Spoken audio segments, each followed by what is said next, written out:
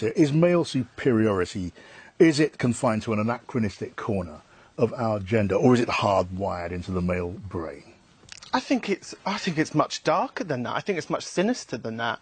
I think men in this country, and let's talk about this country, men are socialised to be a hegemonic version of masculinity. So they're told they have to be violent, that they have to dominate, that they are to be leaders. And we've created cultures that endorse that.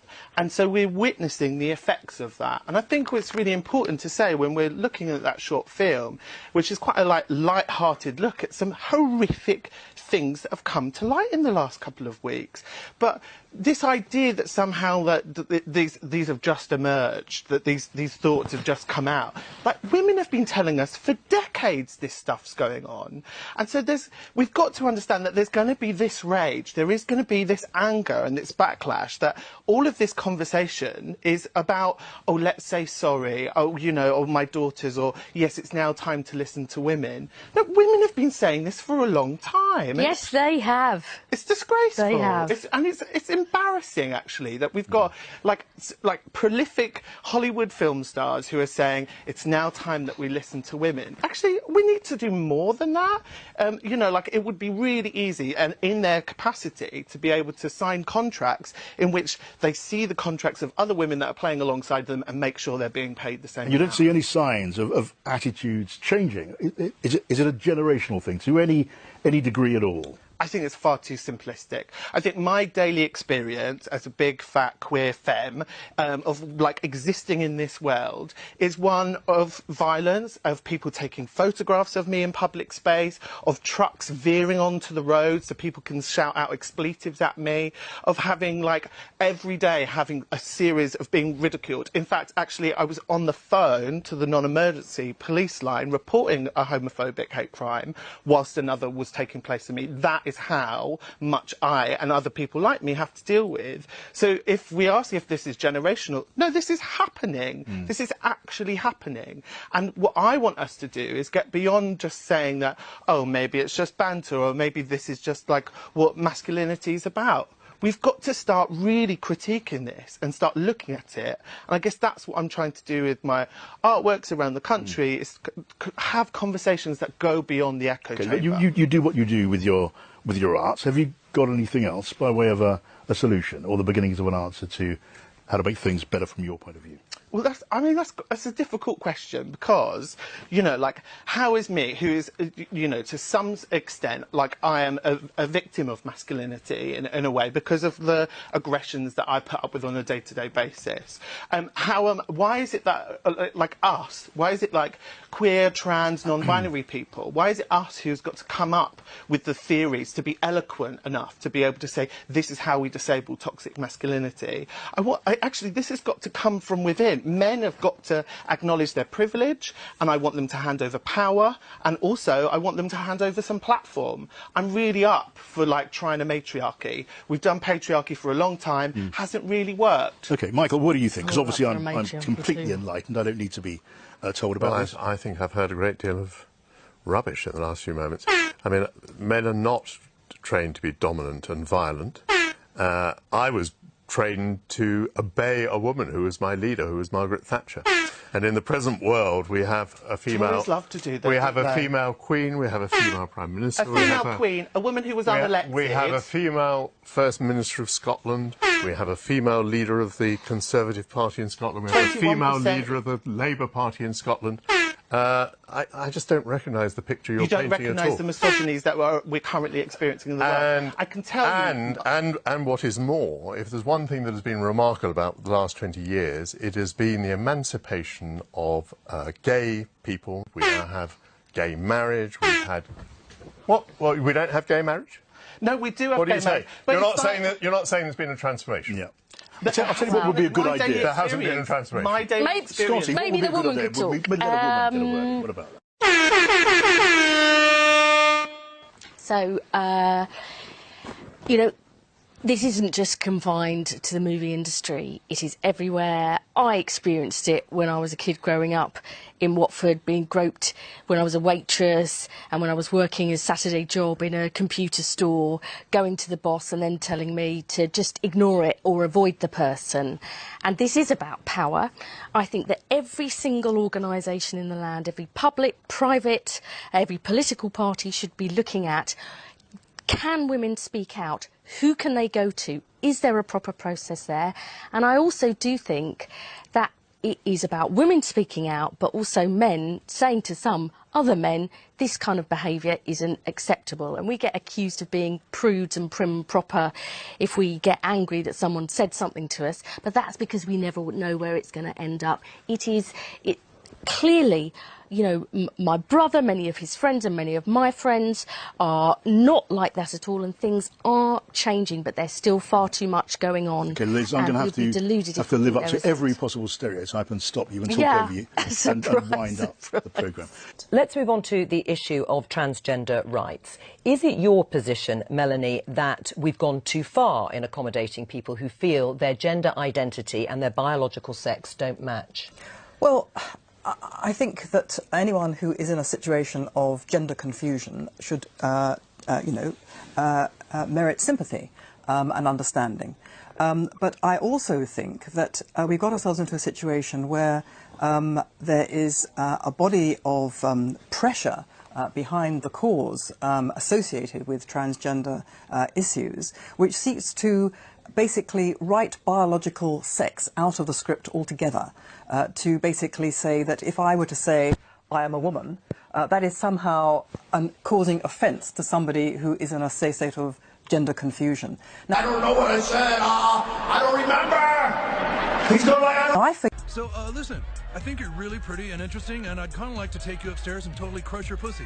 I think that is not only absurd, and is not only sort of draconian and even totalitarian, but it is denying me my right to say what I am, which is a woman. Do you think that is what's happening? I don't think that is what's happening. I think what's happening, it's all about equality. It's all about recognising that some people self-identify as a different gender, and they should be given the opportunity to do that. And I think it's the kind of society that we want to live in terms of looking after people's mental health and well-being, and just saying that we need to be mindful of people's circumstances and what they're going through. And I don't think that... I agree with that. I agree with that. I think we should be mindful and we should be compassionate and considerate. Right, so but that's not what's happened. If you look at the proposal for the census, the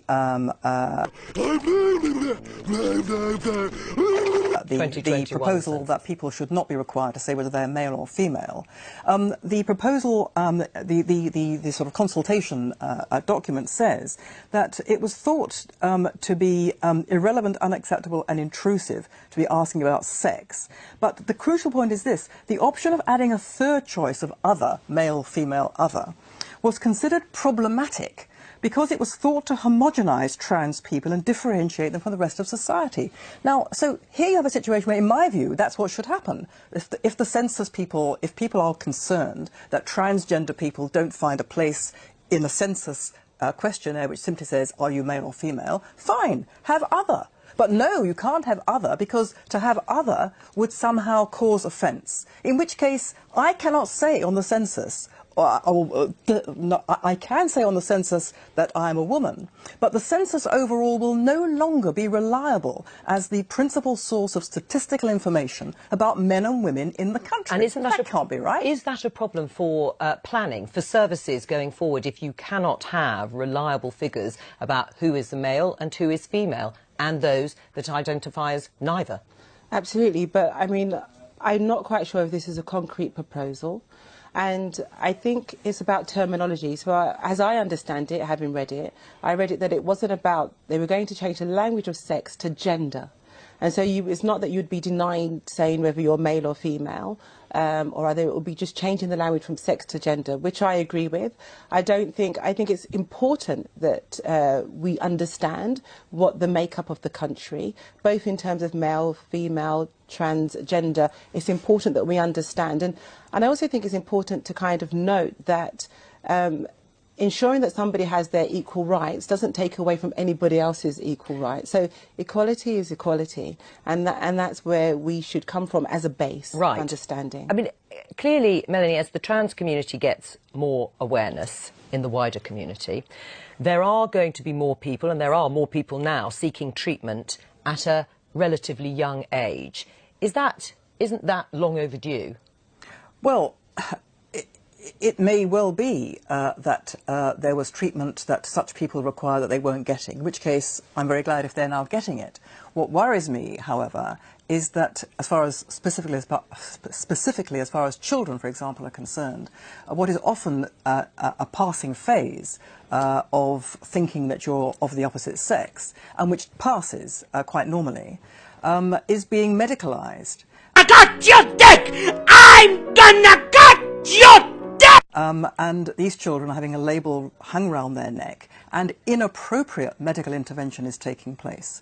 That's what worries me. That takes away the right of a child just to be a child. Right. Is there too much sort of medical invasive surgery that is being offered or could be offered in future to children who are too young to be certain about whether they want to change gender?